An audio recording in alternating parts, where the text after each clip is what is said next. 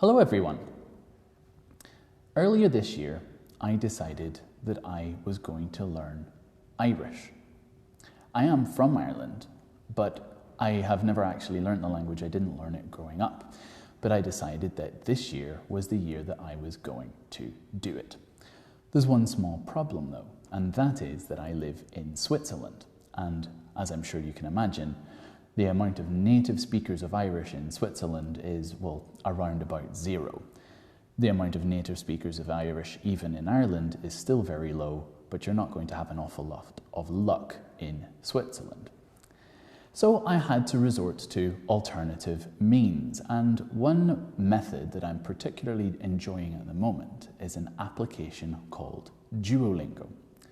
Now, I don't know if you've had the opportunity to try it, but it gives you the opportunity to learn a wide range of languages, or at least if you're going into English, there are a wide range of languages available.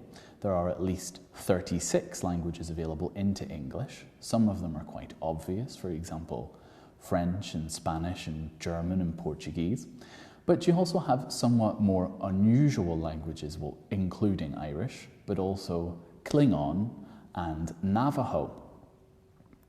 And I think it's great because it gives you access to languages that you wouldn't normally be able to learn, or certainly depending on where you live, you might not have the opportunity to learn them.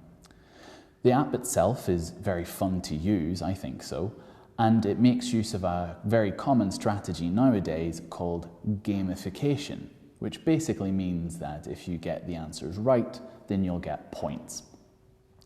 And that allows you to compete. You can compete against your friends, or you can compete on a public leaderboard and see if you get into the next league.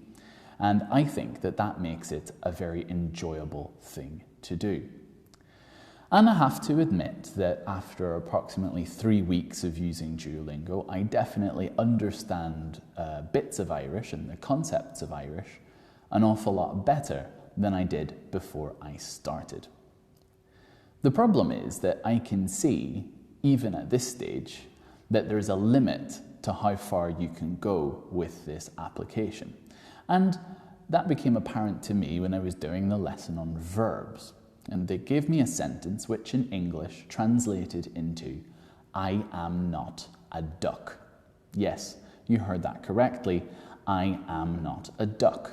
And when I heard this phrase, I thought, well, that's not very useful, is it? There are certain things that maybe make sense. Maybe duck was a good word to use because of the grammar. Maybe they're just trying to teach me new vocabulary. But practically, if your aim is to not seem stark raving mad, you aren't going to be running around saying, I am not a duck to people on a daily basis. So I decided I would compare what they do in Irish with what they do in languages I already know. So I changed my account and I tried French and Spanish, and I tried their higher level test. And I was right, there are limits involved because, for example, one of the main problems is that when you get more advanced, they only can accept the responses that they have programmed into the system.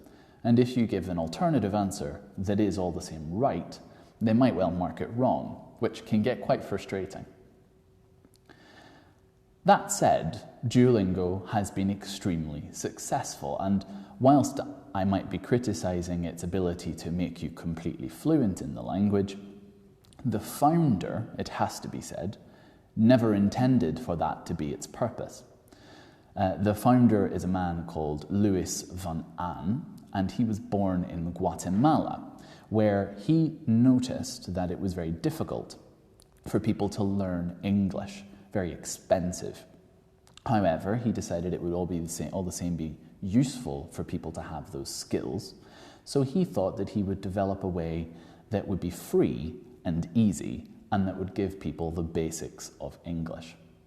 It has since then been an astronomical success, and it now has over 200 employees and, according to one source, more than 27.5 million active users every month. And what they aim to do is to be as addictive as possible. If you've ever used it, you will know that the app has a little bird, an avatar, which pops up every single day to remind you to use the application.